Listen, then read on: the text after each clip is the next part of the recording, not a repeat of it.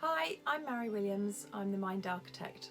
I want to have a quick word with you about stress because obviously right now it's a really crucial thing to understand. So stress itself, the physical response, is actually your body's very natural and very normal and actually very good response to threat. If you were to come out of your cave and see a tiger, your body is meant to kick off the anxiety and the stress that a lot of people are experiencing right now due to the pandemic and due to lockdown.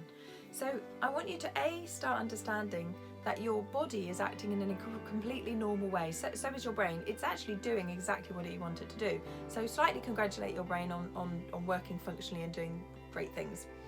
But the second thing is that response isn't useful for us in a situation where yes, there's threat, but there's not direct tiger in front of me threat. So it's then not useful because it stops your brain functioning. So I look at it this way, very crude model. Think of your brain as being in two halves, and this half is your emotional brain and this half is your rational brain where you do your thinking. In some respects they're bridged.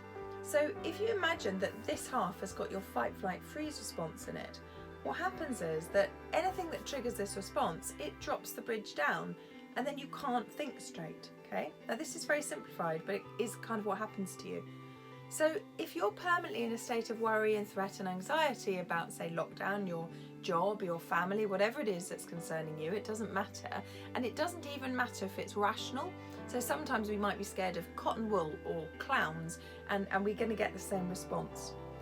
But if you get stuck here, this bridge drops down and then you can't do your rational thinking here about how you might plan a process to mend your situation or come out of your situation.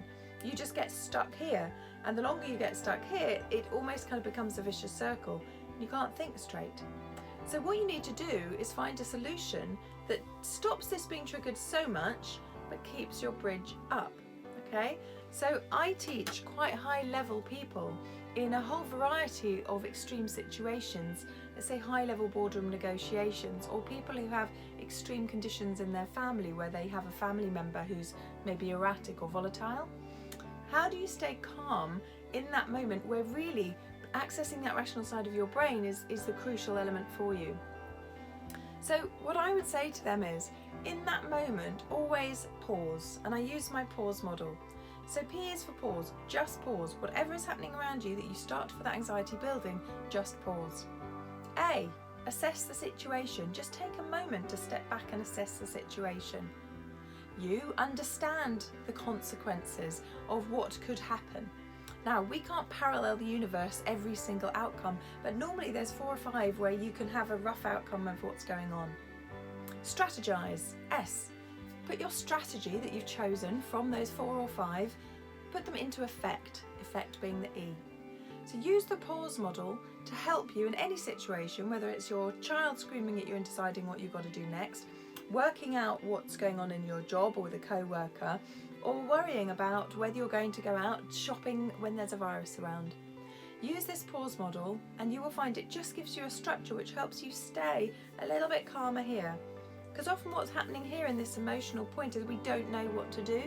And so when we don't know what to do, we go into panic mode. When we panic, bridge drops down. Trying to keep a structure here, which sounds really simplistic, just using a pause model, keep your structure here, and it just almost like a little safety net for something to hold on to. Okay, just while I kind of calm, I've got this structure and I've got a set of rules I can work through.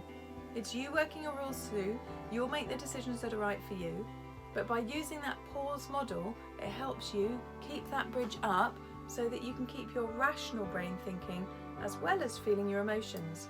We don't want to get rid of your emotions, they're really, really important, and I'm going to come to that at a later date. Using your emotion and your rational will give you the strength that many, many people don't have because they sit in one or the other. So when you're next feeling stressed, I want you to put the pause model into effect and let me know how it goes. Take care.